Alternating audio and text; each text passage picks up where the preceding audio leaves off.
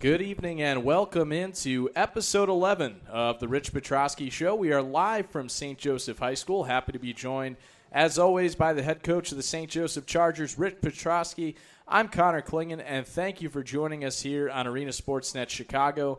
As always, we'd like to remind you tonight's show and all St. Joseph Chargers programming is presented by Meatheads in Elmhurst, a place you can enjoy with your whole family from the moment you walk in the door until the moment you leave. Meatheads at 143 North York Street in Elmhurst. Coach, how you doing tonight? I'm doing good.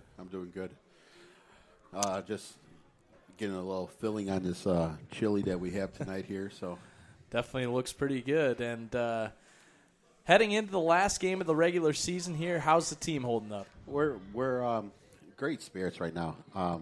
They know if we win this weekend, if we win tomorrow, we knock them out of the playoffs and everything like that. So that's a big motivation for us right now. Well, you pretty much just answered my next question because, I was going to say it definitely hurts to be eliminated from the IHSA playoffs, but still a chance for a really impressive win and to knock them out of the playoffs. So there's still plenty left to play for in this game. Oh, yeah, definitely, especially with their quarterback coming in. My coaches were telling me that he's number 5 in the nation in passing yards right now. So, you know what I mean? Going against our defense is a lot different than a lot of the defense they face. So it's going to be interesting when we get in there and we actually play against them and see how that goes. Because with our speed, we might be able to, do some damage over there, and speed that they're not going to be expecting. And we'll hit a little bit more on a preview of the Aurora Christian game later.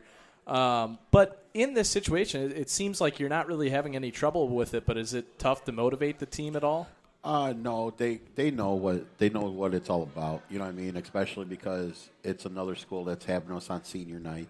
You know what I mean? Just like we had those teams that put us as homecoming. You know what I mean? That's motivation enough for these kids to come out there and punch somebody in the mouth because of the simple fact that they're like, it's kind of disrespectful. How do you schedule us to be that team that you're playing on that certain night or whatever it is? So they know what it's all about. And how has practice been this week leading up to this game? Actually, it's been really good. Offensively, like I say, I don't really dabble in defense, but offensively, we look really good.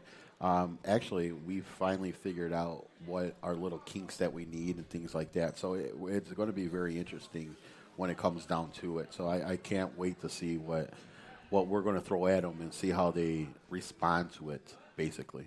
Yeah. And how's the health of the team? Any injuries or everybody doing good? Actually, Caleb has a little nagging injuries, so we're actually going to be starting Ezekiel this week. Ezekiel's going to be it's a tough task for him, but he's been in a tough task all season, especially with him playing a whole JV game and then coming up and playing on varsity the fourth quarter.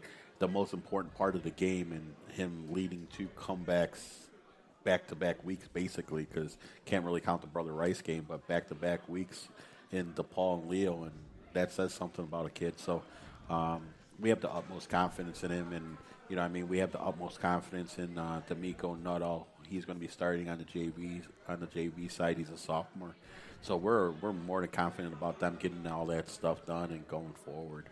And we'll hit more on the play of Ezekiel a little bit later. But, Coach, been trying to get to know you a little bit throughout the season. A little off topic here, but a big weekend in college football, Michigan and Penn State. Who do you got? Oh, man. I'm a big Go Blue guy. I'm a big Michigan guy. But the way Penn State's been playing, I just watch them, and I'm just like, wow. They're really surprising people, but I can't go against Jimmy Harbaugh. I can't. Especially because I'm a huge Michigan fan. I've been a Michigan fan since Harbaugh was a quarterback there, so that just tells you how long ago I was a fan. So I got Michigan taking that game easily. So Notre Dame, USC.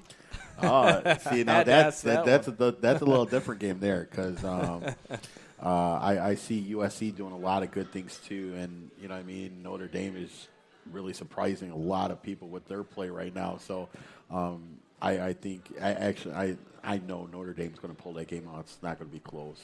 Oh, well, that's what I'm hoping for. Well, you mentioned Jim Harbaugh, but kind of bringing this back to St. Joe's, are there coaches on the college level that you kind of look to for inspiration, or coaches that you maybe try to model? It's a completely different game, obviously, but kind of try to model your program after, maybe from a mentality standpoint. Yeah, like when I was in high school, Jeff Munkin, which is the head coach at Army right now, he was my head coach in high school. So I emulate him a lot. I see his drive, his focus, and what he does with a program as Army. You know what I mean? You have to be able to play and be able to coach men there, because that's what you have there. And that's exactly how I kind of model our team, because with them and with the way they have their success and things like that, that's the same thing I'm teaching my boys. That's the kind of model we have. Joe Adam is at St. Assum right now. He's a really quick, close friend of mine. And, you know what I mean, I talk to him every day. You know what I mean, I ask him about, he's a great offensive line coach. I ask him. Tim Lester, I know, at Western Michigan, you know what I mean? So I bounce stuff off of him. My coaching tree is so long, it'd take a whole hour just to name all the coaches that I've encountered or I went through and things like that. That's not only in high school, but in college and things like that. You know what I mean? I'm one phone call away from getting a guy into, you know what I mean, Michigan, because somewhere down the line, someone I know knows that guy that's the recruiting coordinator over there. So, you know what I mean? I'm never, you know, toot my own horn. But it's kind of funny because the other day all the kids were saying I'm like the guy from Last Chance U, Buddy. Coach Buddy. Yeah, Coach Buddy. They were saying the other day that you look like him, you act like him. Man, everything you do on the field, like you want to box a referee, and he did that. Everything you do is just like him. And I'm like, I don't see it, guys. And they're just like, oh, Coach, wait. You will see it. And I'm like, okay. So, but yeah, you know what I mean? There's a lot of great coaches out there. And, you know what I mean? I would love to emanate any of them. You know what I mean? Even in the high school ranks, there's so many good. Frank Lenzi, you know what I mean? That's a name that everybody knows, you know what I mean? And just seeing him out there coach and things like that, you know what I mean? And Harold Blackman over at St. Lawrence, he's a real good friend of mine. We actually talked about Aurora this week, and he was telling me, hey, you need to kick their butts for me. And I'm like, okay, we'll see what we can do. But, you know what I mean, he played in the NFL. You know what I mean, he coached the college ranks. So, you know what I mean, having so many guys to call up and be like, hey, Coach, I need this. I need help with that. What can I do here? What can I do there? And actually, when I first took the job, Coach Blackman was the first person I called and told him that I got the job here. And he's like, man, you're gonna do something great over there. I can already feel it. So. And that's the way it is in football, those relationships you build over the years. And I'm sure in a few years, and probably already, you have coaches calling you that you've coached with over the years. Yeah, it's we're a carousel. It's so funny because, like I brought Coach Chris Bridget over from DRW when I was coaching there. I was a head coach there. I brought him over with me when I took the job here. But, you know what I mean, I still have coaches that I coached probably when I was like 19, 20 years old. Those guys are calling me now, asking me how I'm doing and things like that. And, you know what I mean? I still keep in contact. Anybody I came across in this profession, I keep them close and near and dear to what I do, because I'm the guy that takes a little bit of everything that everybody does and makes it my own. I've certainly seen that this season in covering the Chargers, and at this time we'd like to remind you that the Rich Petroski Show is brought to you by Cleaver Supplements. Visit them online at cleaversupplements.com. Cleaver Supplements, pure supplements for when genetics are not enough.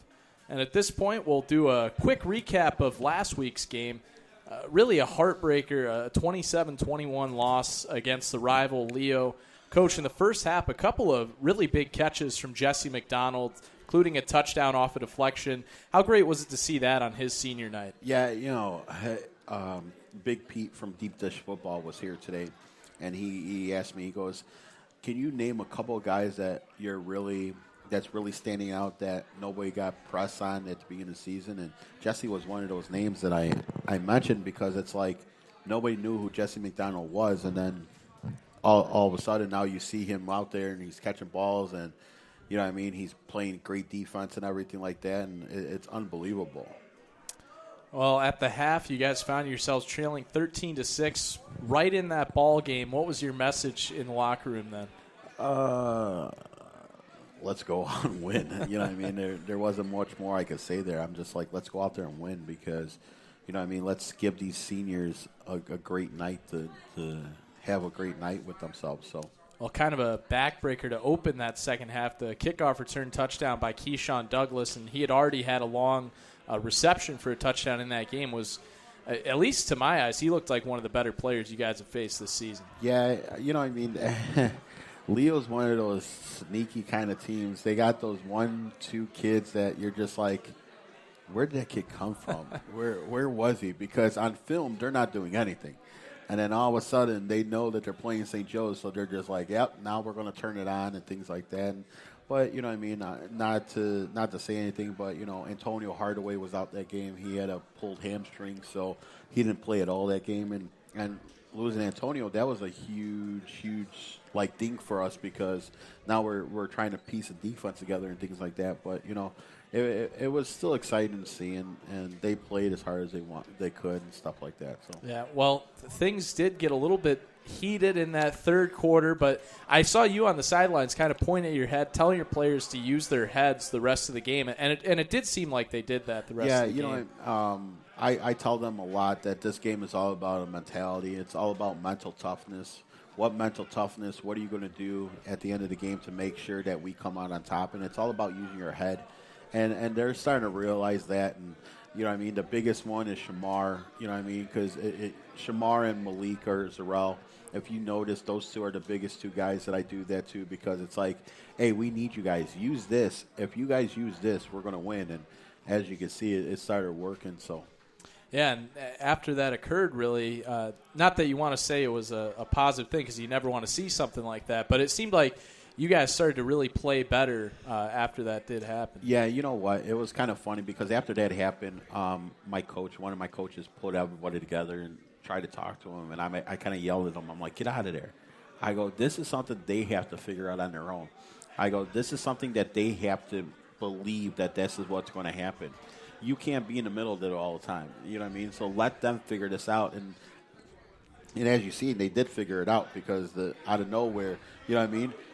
They didn't score on offense against us the whole second half. So that just tells you a little bit of how our defense stepped up in the second half, and we got in a roll, but just not in a roll at the right time. So unfortunately, just not enough time left in that one. Tonight's episode of the Rich Petroski Show is brought to you by Meatheads, the official sponsor of St. Joseph Chargers football programming. We provide a full-service, made-to-order dining experience serving high-quality, fresh, never-frozen ingredients, including 100% Angus beef hamburgers, hand-breaded chicken tenders, and chicken sandwiches, as well as real Idaho potatoes, freshly cut every day. Meatheads at 143 North York Street in Elmhurst. Well, Coach, you already brought up his performance a little bit earlier, but Ezekiel Booth comes in for an injured Caleb Hayden, and he leads an awesome comeback. You guys had an onside kick with a chance. You could have won the game. You're down 6 points with 30 seconds left. Had a chance to, if you recover that and score, you could have won the game. Yeah, I don't know what goes through that kid's head. I really don't. That kid, and most freshmen, if they have to come in the fourth quarter with, you know what I mean, he came in the third quarter, but if you have to come, a freshman coming in, especially like he did against DePaul, he came in there with 8 minutes left to go in the fourth quarter and scored 2 touchdowns against them. You know what I mean? That's huge. I don't know what freshmen, besides freshmen that have been playing all their lives, can go in there and do something like that, and he does it like he's supposed to be in there to do it. Well, Coach, you're obviously not someone who believes in moral victories, but to be down 27-6 in the fourth quarter and to make a comeback like that, were you proud of your team in that sense? Probably not happy with how they played the first 3 quarters, but that fourth quarter to show that resolve and that courage to keep on fighting. Oh, yeah. You know what I mean? But that's been our team all year. You know what I mean? It didn't matter. It didn't matter what the scoreboard said. You know what I mean? We're going to fight until the end, And I give us credit for all that because it didn't matter who we're playing at all, because every time we played somebody and we've been down, we haven't been down for long because something special happens. And so that's just what we've been doing. And you could see after the game that you guys had great fan support coming back and singing the fight song. A big ovation for that comeback you had. Yeah, you know what I mean? And the thing about it is that me and Shamar were actually talking about this Tuesday. He goes, Coach, you don't understand how much your team is growing in front of you. He goes, because next year when you guys are out there, you guys should not lose a game because of the simple fact that all the playing experience that all your kids have, not just a handful of kids like when we were coming up where we only had 1 or 2 kids playing. You have 14, 15 different kids playing right now that have varsity experience, and they're playing, and it's not like they're playing the easiest teams in the CCL. They're playing the top teams. They played against Brother Rice, and they don't even realize what they have done already. Yeah, it's going to be a huge benefit to them to have that experience as young players. And then for a lot of them, some of these players will have 3 years left here. Exactly. You know what I mean? And me and the coaches, we laugh about that all the time. We're just like, man, this freshman class with our sophomore class, that could be an unbelievable sight. And we just think about it all the time. We're just like, our underclassmen, which is our JV right now, they could be holding up a state championship when it's all said and done, and they don't even know it yet. They don't. That's how good they've been for us, and especially against the teams that we're playing, who knows what can happen. That's really the fun part of coaching, thinking about those possibilities of what could be in a couple of years, and I definitely agree with you. You put that kind of talent into a 2A bracket or even a 3A bracket, they'd have a chance. Yeah, you know what? It's kind of funny that you say that because we're kind of going along the same lines as IC has. They slowly started getting momentum, slowly started getting the kids in, and then look at what they're doing now. They destroyed everybody last year, and granted that was a senior class and everything, but they destroyed everybody last year, and they're winning convincingly this year too. With a couple of hiccups in between, they're holding their own, and it's exciting to see. So if we can be on that path, sky's the limit. Yeah, certainly a good model in that program out in Elmhurst, a much smaller school that has, as you said, kind of turned into a power. Yeah, and you know, it's good to see them over there. You know what I mean? We don't play our home games apart from them. You know what I mean? They play right down the street. They play their games on their home field and everything like that. But you know what I mean? It's fun to see that there's a team that's close to us that's actually having that much success. Because you know we have Naz that's right here, and you know what I mean they've been good for the last 5-6 years and stuff like that. But you know what I mean, when it comes down to it, seeing the schools around us be successful, that just means we have to be a little bit more hungrier to get those kids that want to come here and play for us and be as hungry as those kids. So yeah, you can see that hunger starting to build in this program, and that's as good a time as any to remind you that tonight's show is brought to you by Meatheads in Elmhurst, a place you can enjoy with your whole family from the moment you walk into the door until the moment you leave. Meatheads at 143 North York Street in Elmhurst. I think that was probably my best transition into an ad of the year, so thank you for that. No problem. No problem. Well, Coach, I mentioned at the top of the show, IHSA playoffs are not in the cards this year, but still a chance to play in the CCL playoffs and for a chance at the Prep Bowl. How much of a benefit is it to be in this conference and have a chance to keep going, even if you don't make it in the IHSA? I think it's a great, because now our freshman class gets to play 4 more weeks, which, you know what I mean, most schools are done after this week. You know what I mean? And with our record, if we end up 4-5 or 3-6, in years past, we still would be turning our equipment in at this point. It's a great advantage for us because we've already been told. We were told last Thursday that we're in the Catholic playoffs regardless of what happens. So that's a huge thing for us, because now that just means that now that's extra football we get to play. But not only that, the senior class can can actually say they're the first team to ever make the Prep Bowl from St. Joe's. So, again, we've been talking about this all year. There's so many firsts that we're still doing here. It's unbelievable. Already earlier this year, the first time St. Joe's has won 2 straight homecoming games. Well, you still don't know the opponent for sure yet in the CCL playoffs, in the Prep Bowl, but it's a possibility it could be Leo again. How much would you want another shot at them? We haven't told the kids that, but it's going to be, it's going to be one of those things that we want. We want revenge, and that's the biggest thing that we want, is that we want revenge against them. And I think that's the game. We go to their field and we beat up on them at their field. That's demoralizing right there, and we can do that and just take off from there. So. And last year you did get the win on the road at Leo. At this time, we'd like to remind you that the Rich Petroski Show is brought to you by Cleaver Supplements. Visit them online at cleaversupplements.com. Cleaver Supplements, pure supplements for when genetics are not enough. Coach, a major challenge this week that you already mentioned in Aurora Christian on the road. What have you seen in scouting them? You already talked about how it's kind of an air raid offense. Yeah. From what I've seen, they're just a normal football team. You know what I mean? They're not doing anything special. They're not doing anything that's different than what we saw actually all season. You know what I mean? So we're really excited because we match up really well where we're at.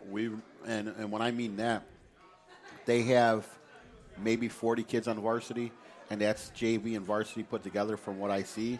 We have 40 kids with JV varsity put together. So this is going to be a dogfight, and it depends what dog could come out, on the winning side. So it's not about the size of the dog. It's about the size of the fight in the dog, right? Exactly. Or sorry, not about the size of the dog in the fight in the dog. That's the correct line. I knew it was something like that. Something was missing. That's why I just let you go with it, because it sounded good. Well, last season you guys won a 32-26 thriller against the Chargers.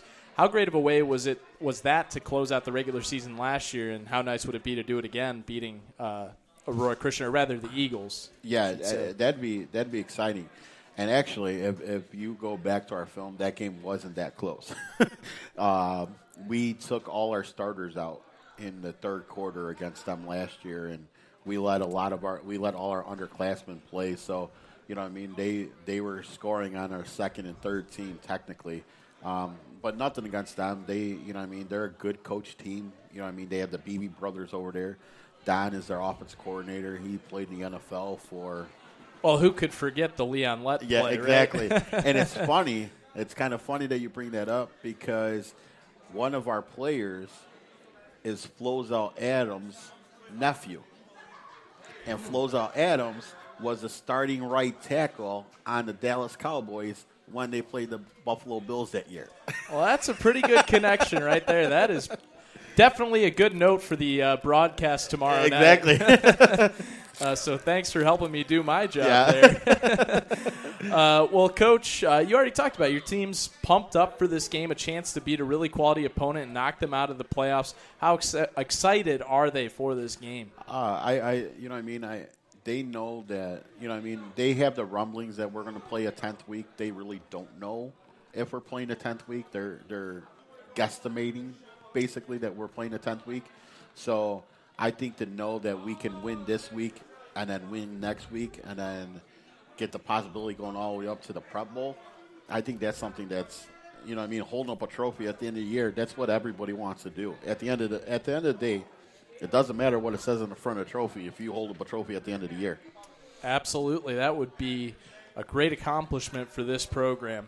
Well, that'll do it for this week's edition of the Rich Petroski Show. St. Joseph football coverage will continue tomorrow night at 7:30 on Arena Sportsnet Chicago as the Chargers square off with Aurora Christian. For Coach Petroski, I'm Connor Klingon saying so long from St. Joseph High School, and have a great night.